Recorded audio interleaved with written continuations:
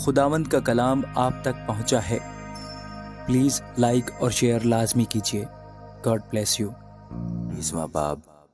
ان دنوں میں ایک روز ایسا ہوا کہ جب وہ ہیکل میں لوگوں کو تعلیم اور خوشخبری دے رہا تھا تو سردار کاہن اور فقی بزرگوں کے ساتھ اس کے پاس آ کھڑے ہوئے اور کہنے لگے کہ ہمیں بتا، تو ان کاموں کو کس اختیار سے کرتا ہے، یا کون ہے جس نے تجھ کو یہ اختیار دیا ہے؟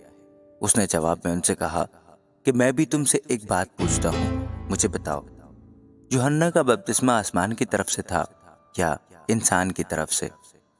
انہوں نے آپس میں کہا کہ اگر ہم کہیں آسمان کی طرف سے تو وہ کہے گا تم نے کیوں اس کا یقین نہ کیا، اور اگر کہیں کہ انسان کی طرف سے تو سب لوگ ہم کو سنسار کریں گے، کیونکہ انہیں یقین ہے کہ یوحنا نبی تھا۔ بس انہوں نے جواب دیا، ہم نہیں جانتے کہ کس کی طرف سے تھا۔ یسوع نے ان سے کہا، میں بھی تمہیں نہیں بتاتا کہ ان کاموں کو کس اختیار سے کرتا ہوں۔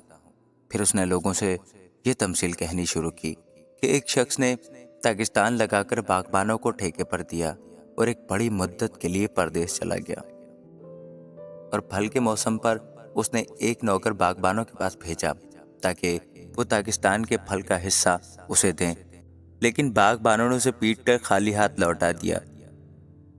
پھر اس نے ایک اور نوکر کو بھیجا، انہوں نے اس کو بھی پیٹ کر اور بے عزت کر کے خالی ہاتھ لوٹا دیا۔ پھر اس نے تیسرا بھیجا، انہوں نے اس کو بھی زخمی کر کے نکال دیا۔ اس پر داغستان کے مالک نے کہا کہ کیا کروں؟ میں اپنے پیارے بیٹے کو بھیجوں گا، شاید اس کا لحاظ کریں۔ جب باغبانوں نے اسے دیکھا تو آپس میں صلاح کر کے کہا، یہی وارث ہے، اسے قتل کریں گے کہ میراث ہماری ہو جائے۔ بس اس کو داغستان سے باہر نکال کر قتل کیا۔ اب داغستان کا مالک ان کے ساتھ کیا کرے گا؟ وہ آ کر ان باغبانوں کو ہلاک کرے گا اور داغستان اوروں کو دے دے گا۔ انہوں نے یہ سن کر کہا، خدا نہ کرے۔ اس نے ان کی طرف دیکھ کر کہا، پھر یہ کیا لکھا ہے کہ جس پتھر کو معماروں نے رد کیا وہی کونے کے سرے کا پتھر ہو گیا؟ جو کوئی اس پتھر پر گرے گا اس کے ٹکڑے ٹکڑے ہو جائیں گے، لیکن جس پر وہ گرے گا اسے پیس ڈالے گا۔ اسی گھڑی فقیوں اور سردار کاہنوں نے اسے پکڑنے کی کوشش کی، مگر لوگوں سے ڈرے، کیونکہ وہ سمجھ گئے تھے کہ اس نے یہ تمثیل ہم پر کہی، اور وہ اس کی تاک میں لگے اور جاسوس بھیجے کہ راست باز بن کر اس کی کوئی بات پکڑیں تاکہ اس کو حاکم کے قبضہ اور اختیار میں دے دیں۔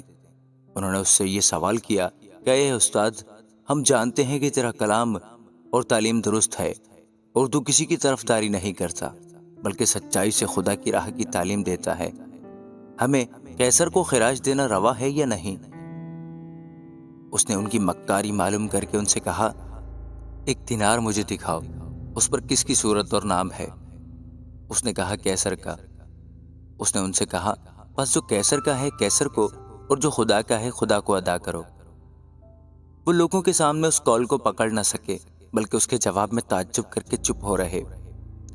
پھر صدوقی جو کہتے ہیں کہ قیامت نہیں ہوگی، ان میں سے بعض نے اس کے پاس آ کر یہ سوال کیا کہ اے استاد، موسیٰ نے ہمارے لیے لکھا ہے کہ اگر کسی کا بیاہا ہوا بھائی بے اولاد مر جائے تو اس کا بھائی اس کی بیوی کو کر لے اور اپنے بھائی کے لیے نسل پیدا کرے۔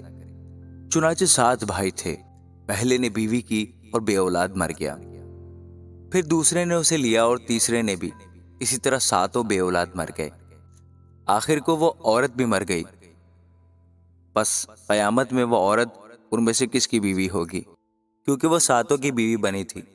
یسوع نے ان سے کہا کہ اس جہان کے فرزندوں میں تو بیاہ شادی ہوتی ہے، لیکن جو لوگ اس لائق ٹھہریں گے کہ اس جہان کو حاصل کریں اور مردوں میں سے جی اٹھیں، ان میں بیاہ شادی نہ ہوگی، کیونکہ وہ پھر مرنے کے بھی نہیں، اس لیے کہ فرشتوں کے برابر ہوں گے اور قیامت کے فرزند ہو کر خدا کے بھی فرزند ہوں گے۔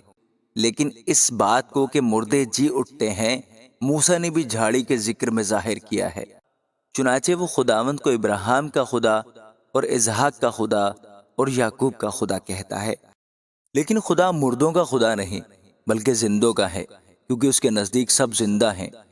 تب بعض فقیوں نے جواب میں اس سے کہا کہ اے استاد، تو نے خوب فرمایا، کیونکہ ان کو اس سے پھر کوئی سوال کرنے کی جرت نہ ہوئی۔ پھر اس نے ان سے کہا، مسیح کو کس طرح داؤد کا بیٹا کہتے ہیں؟ داؤد تو زبور میں آپ کہتا ہے کہ خداوند نے میرے خداوند سے کہا، میری دہنی طرف بیٹھ، جب تک میں تیرے دشمنوں کو تیرے پاؤں تلے کی چوکی نہ کر دوں۔ بس داؤد تو اسے خداوند کہتا ہے، پھر اس کا بیٹا کیوں کر ٹھہرا؟ جب سب لوگ سن رہے تھے تو اس نے اپنے شاگردوں سے کہا کہ فقیوں سے خبردار رہنا، جو لمبے لمبے جامے پہن کر پھرنے کا شوق رکھتے ہیں اور بازاروں میں سلام اور عبادت خانوں میں اعلیٰ درجہ کی کرسیاں اور ضیافتوں میں صدر نشینی پسند کرتے ہیں، وہ بیواؤں کے گھروں کو دبا بیٹھتے ہیں۔ اور دکھاوے کے لیے نماز کو طول دیتے ہیں، انہیں زیادہ سزا ہوگی۔ آمین۔